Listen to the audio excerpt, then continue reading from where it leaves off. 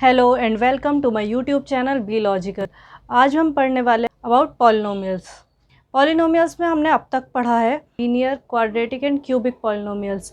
Okay, हमने ये भी देखा था कि लीनियर, क्वाड्रेटिक और क्यूबिक पॉलिनोमियल को हम एक ग्राफ पे कैसे रिप्रेजेंट कर सकते हैं, ज़ीरोस का मतलब क्या होता है और ज़ीरो कैसे हम निकाल सकते हैं। तो अब हम क्या देखेंगे, लीनियर पॉलिनोमियल में relationship between coefficients and zeros भी देखा था। क्या देखा था हमने? लीनियर पॉलिनोमियल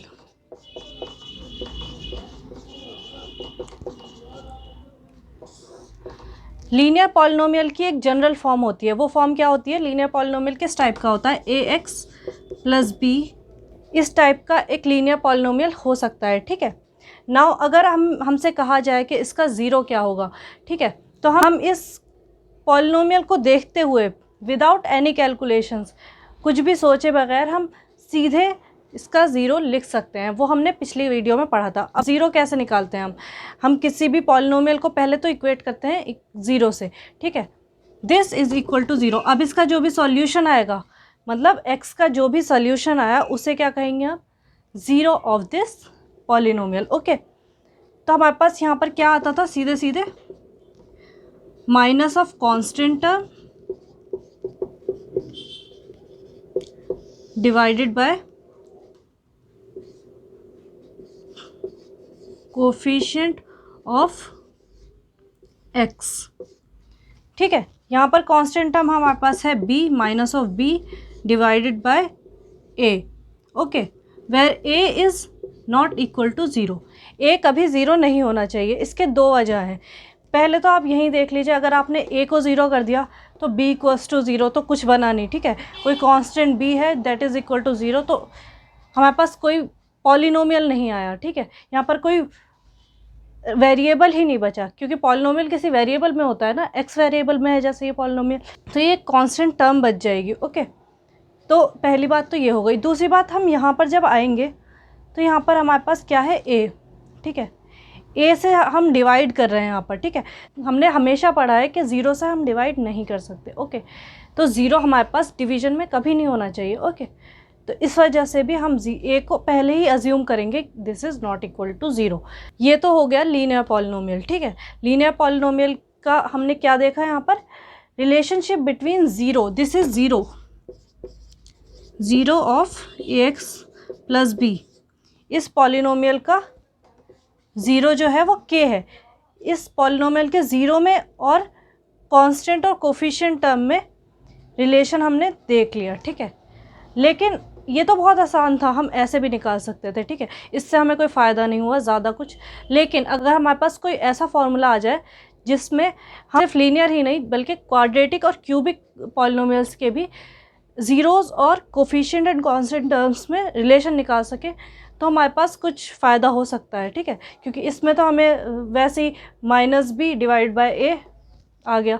ठीक है, लेकिन हमारे पास अगर ऐसे हो ax square plus B x plus C equals to zero, तो हम यहाँ पर x की वैल्यू इस तरीके से नहीं निकाल सकते। हमें क्या करना पड़ेगा? पहले तो इसको हमें क्या करना पड़ेगा? स्प्लिट करना पड़ेगा कुछ ऐसे दो टर्म्स में जिनको मल्टीप्लाई करने के बाद वो आए जो इन दोनों को मल्टीप्लाई करने के बाद आता है।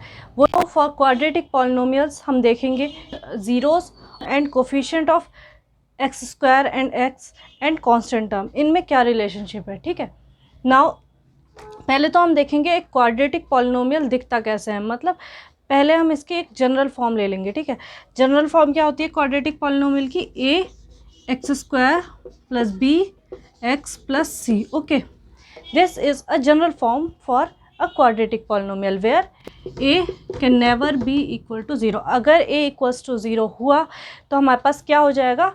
ये एक हमारे पास लीनियर पॉलिनोमियल हो जाएगा, जो कि हमें नहीं चाहिए। हमें क्वाड्रेटिक पॉलिनोमियल चाहिए। ठीक है, हमने डिग्री में क्या देखा था कि highest power of x in a polynomial. Now highest power अभी तक तो x की 2 है। ठीक है, तो ये हमारे पास क्वाड्रेटिक पॉलिनोमियल हो गया। लेकिन अगर इसका कोफिशिएंट ज़ीरो हो गया तो हमारे पास हाईएस्ट पावर हो जाएगी 1। बट हाईएस्ट पावर 1 होने पर हमारे पास लीनियर पॉलिनोमियल हो जाएगा। लेकिन लीनियर पॉलिनोमियल की हम बात ही नहीं कर रहे हैं, हम तो बात कर रहे हैं क्वाड्रेटिक पॉलिनोमियल की। That is why A should never be equal to 0। Okay, हमने मान लिया कि इसके 2 ज़ीरोज़ हैं, ठीक है। Let this polynomial have 2 zeros. Okay, let this is equal to px। Okay, let px have 2 zeros, that is alpha and beta. Okay, अब alpha और बीटा हमने इसके ज़ीरोज़ मान लिए, तो इसका मतलब क्या हुआ? अगर अल्फ़ा बीटा इसके ज़ीरोज़ हुए तो क्या मतलब हुआ? ax² plus bx plus c जो होगा वो क्या होगा? ये कैसे आया होगा? हम कैसे निकालते थे? अगर x = 1 हमारा कोई ज़ीरो है, ठीक है, तो हम क्या कह सकते हैं? x - 1 = 0। ओके, तो मतलब यहाँ पर हमारे पास कहीं ऐसी टर्म आएगी like x = alpha and x = beta हमारे पास इसको सॉल्व करने के बाद आ रहा है, हमने ये मान लिया पहले से, ठीक है। तो हम क्या कह सकते हैं? x - alpha and equals to 0 and x - beta equals to 0, ठीक है। तो हम दोनों को मल्टीप्लाई कर सकते हैं, ठीक है। यहाँ से अगर हम ऐसे जाएं तो हमारे पास 0 निकालने का तरीका बन जाएगा, लेकिन अगर हम वापस आएँ, हमारे पास ज़ीरोस पहले से हैं, तो हमारे पास क्या हो गया? हम इस स्टेप पर पहुँच जाएंगे, ठीक है। यहाँ पर कुछ ना कुछ हम मान लेते हैं कि कुछ मल्टीप्लिकेशन में भी है, ठीक है। ज़रूरी नहीं हो, ठीक है, अगर नहीं होगा तो इसे 1 मान लेंगे, 1 हो जाएगा ये, और कुछ हो भी सकता है, ठीक है, जो कि 0 से डिवाइड हो सकता है, बट के 0 नहीं होगा, ठीक है। ये क्यों माना हमने? क्योंकि हमें मोस्ट जनरल फॉर्म देखनी है, ठीक है। Now this should be equal to this. Okay, क्योंकि इसको ही हम सॉल्व करके यहाँ तक पहुँचेंगे ना, तभी तो इसके ज़ीरोज़ अल्फ़ा बीटा आएंगे। ओके, अब हम क्या करते हैं? इसको क्या करते हैं? इसके इक्वल कर देते हैं, तो हो जाएगा कि x - alpha x - beta. Okay, now अब हम इसको क्या करते हैं? इसको मल्टीप्लाई कर देते हैं, तो ये क्या हो जाएगा? x², ठीक है, minus alpha x minus beta x plus alpha beta. Okay, now x² minus हमने कॉमन ले लिया और x भी कॉमन है यहाँ पर, minus of x is common, तो हम क्या करेंगे? अल्फ़ा प्लस बीटा और x, इसको ऐसे ही रख देंगे, ठीक है। नाउ इसको भी मल्टीप्लाई कर देते हैं, k minus k alpha plus beta x plus alpha beta k, ठीक है। तो अगर हम कंपेयर करें, क्योंकि ये दोनों चीज़ें इक्वल हैं, तो हम यहाँ पर कंपेयर करेंगे तो हमारे पास क्या बचेगा? This is equal to this. Okay, this is equal to this. Okay, and c is equal to this. मतलब a is equal to k, b is equal to k alpha plus beta. Okay, and c is equal to alpha into beta into k, but k is unknown, we don't know k क्या है, ठीक है। हम अभी k के बारे में कुछ नहीं जानते, तो k को कैसे हटा सकते हैं? क्योंकि ये मल्टीप्लिकेशन में है सबके साथ, तो हम क्या करेंगे? डिवाइड कर देंगे, जिससे k जो होगा वो कैंसिल हो जाएगा सारे टर्म्स में से।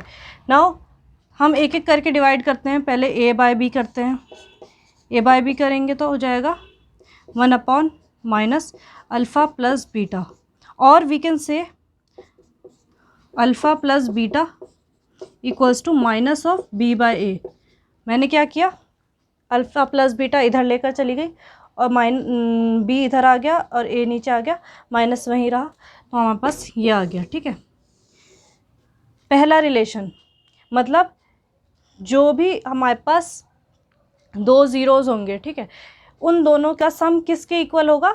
Minus of coefficient of x divided by coefficient of x², ठीक है, coefficient of x divided by coefficient of x², okay, with minus sign.